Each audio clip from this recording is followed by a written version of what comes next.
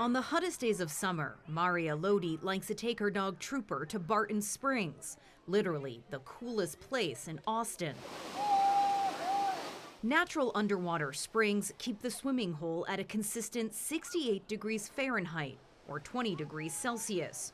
Right now, that means the water is nearly 40 degrees Fahrenheit cooler than the air temperature. This has been the hottest it's ever been. It's me and my boyfriend, we just bring our lawn chairs and we just sit in here and we bring our dogs and we're just relaxing.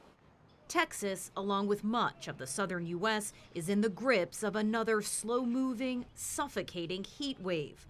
Much of the state is under an excessive heat warning. Temperatures forecast to hit 105 in Austin on Wednesday, but with humidity factored in, it will feel 112. Summers are starting to get hotter and hotter. I don't know what's wrong with the climate, but I'm not a scientist, but it's something's definitely changing for sure. Even in areas used to the heat, temperatures are pushing new extremes. Phoenix, Arizona has seen 12 consecutive days of over 110 degrees, with no letup in sight. Portions of the state are expected to flirt with 120 by the weekend. Officials urging people to stay indoors after a record 425 heat-related deaths last summer in Maricopa County alone. Heat is a really serious public health hazard. We don't talk about it as seriously as we should all across the United States.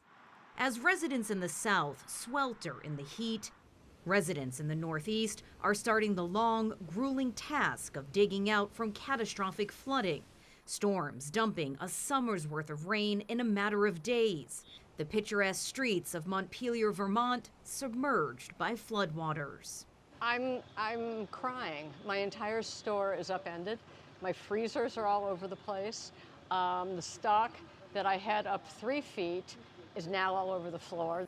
Vermont officials on Wednesday saying more than 200 people have been rescued, mostly from remote mountain towns. And while the sun has now broken through, more rain is forecast in the coming days. This may not be over. With rain in the forecast and nowhere for it to go, we could see waters rise again. The heat wave here in the South is also expected to drag on into next week. Most experts agree that extreme weather events like we've seen in recent days will only get more common as global temperatures continue to rise.